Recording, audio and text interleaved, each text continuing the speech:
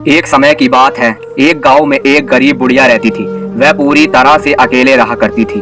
उसका कोई भी नहीं था, न बाल बच्चे, न कोई रिश्तेदार। सुबह शाम लोगों के छोटे मोटे काम किया करती थी, जिसके बदले लोग उसको पैसे, अनाज या खाने पीने का सामान दे दिया करते थे, जिसको खा पी कर वह अपना जीवन बिताया करती थी। वह अपने जीवन में पूरी तरह से खुश थी। उसे भगवान से किसी प्रकार का कोई गिला भी नहीं था।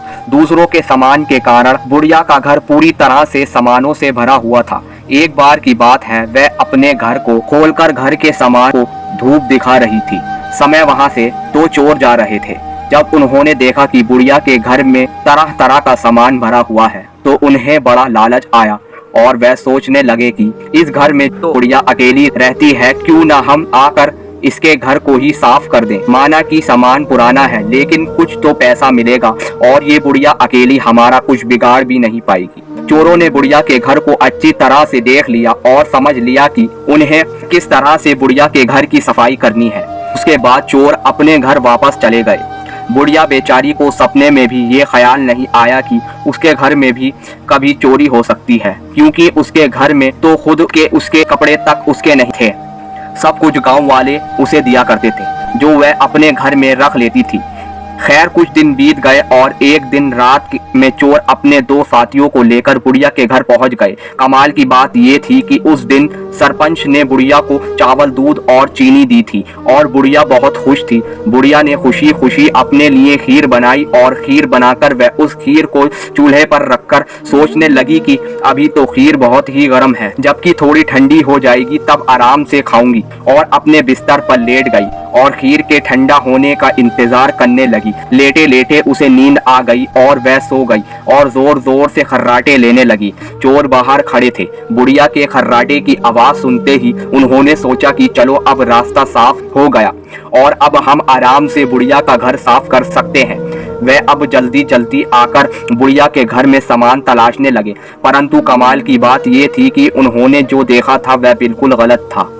बुढ़िया का घर तो सामान से भरा हुआ था, किंतु एक भी सामान साबुत नहीं था। हर सामान टूटा फूटा, पुराना और खराब था। ये चोर बड़े दुखी हुए और बुढ़िया को बहुत गालियां देने लगे। वह बोले, देखो कितनी दुष्ट बुढ़िया है, आराम से सो रही है और हम बेचारे इतनी मेहनत कर रहे हैं। तभी दूसरे चोर की नजर चूल्हे पर रखी खीर पड़ी।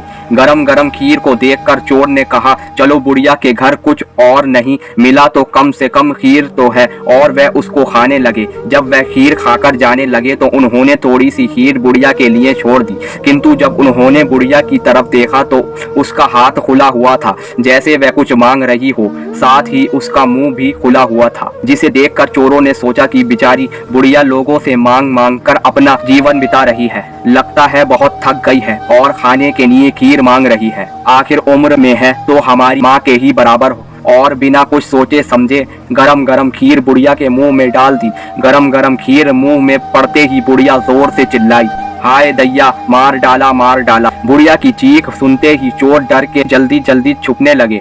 जिसने मुंह में खीर डाली थी वह ऊपर जाकर छिप गया, एक चारपाई के नीचे और एक चारपाई के दाएं। बुढ़िया की चीख सुनते ही गांव वाले बुढ़िया के घर आ गए और पूछने लगे, क्या हुआ माँ? बुढ़िया बोली, मुझे क्या पता, ऊपर वाला जाने। ये सुनते ही ऊपर छिपा हुआ चोर बोला, अरे भला मैं क्यों जानूं, तुम्हारी चरपाई के नीचे छिपा चोर न जाने। ये सुनते ही चरपाई के नीचे वाला चोर बोला, मैं ही क्यों जानूं, चरपाई के दाएं छुपा चोर क्यों न जाने। और इस तरह से तीनों चोरों ने खुद ही अपना पता गांव वालों को बता दिया और फिर गांव वालों ने उन्हें पकड़कर खूब पिटाई करी और वापस भेज दिया। उसके बाद से चारों ने कान पकड़ लिया कि आज के बाद कभी वह चोरी कभी नहीं करेंगे। चोर चाहे जितनी भी कोशिश करे अपने आप को छुपाने की, लेकिन वह फिर भी पकड़ा जाता है। इसलिए हमें कभी चोरी नहीं करनी चाहिए और अपने बच्चों को यही सीख देनी चाहिए। अगर आपको ये कहानी अच्छी लगी है तो हमारे चैनल को सब्सक्राइब जरूर करें। धन्यवाद।